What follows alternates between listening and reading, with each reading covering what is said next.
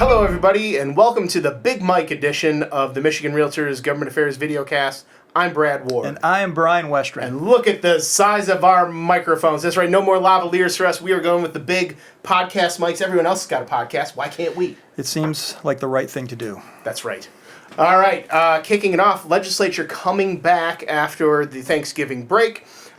We had a bill of ours move right at the end of it, a bill we've talked about before, Senate Bill 253, which deals with the statute of frauds, in particular, the requirement that a payment for a real estate commission be in writing. Of course, that was put into question a couple years ago with the Michigan Supreme Court case, but the bill has been introduced by Senator Pete Lucido, who moved it rather quickly through his Senate Judiciary Committee and onto the Senate floor. So we're anticipating some Senate action on that bill within the next week or so here, the first few weeks of December. But in the break, we actually had a couple pieces of legislation we worked on signed by the governor. Yeah, we've actually had three different bills that have now been placed on the governor's desk and received the governor's signature. One of those bills, property redemption fee cap legislation. Freshman legislator Representative Ryan Berman sponsored this legislation. Very important legislation because obviously those situations where people are facing foreclosure and the only way to get out of that situation is to come up with the redemption amount. And in that process, they have to have that redemption fee calculated. There were certain instances out there in the marketplace where many of those amounts to actually calculate the redemption fee were pretty excessive. So what this legislation would do, it says that in any event where you have your redemption fee calculated by a third party, the cap is $250. Yeah, really, this was to end a rather abusive practice where even testimony when this bill was in committee showed that oftentimes the fee for calculating the amount could be higher than redemption amount itself. So obviously, wanting to make sure that if people have the money to redeem, there's not that extra hurdle for them to get over with the fee calculation. Absolutely.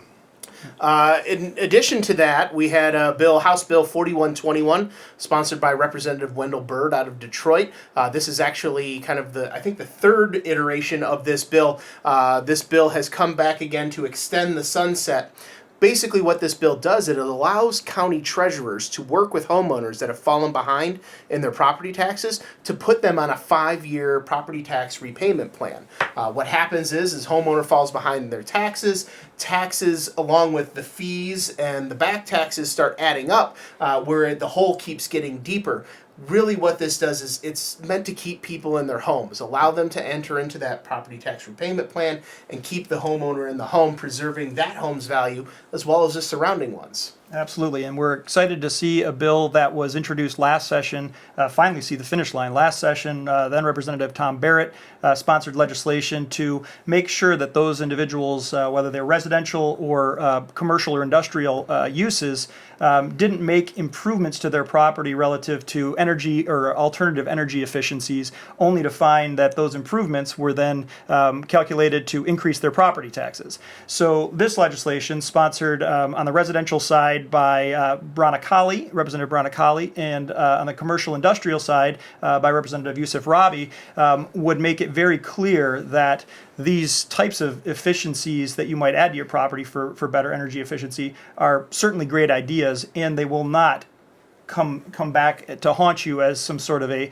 pop-up on your property taxes. Yeah, under the Property Tax Act, additions to your property can increase that taxable value above the consumer price index or 5%, whatever's less.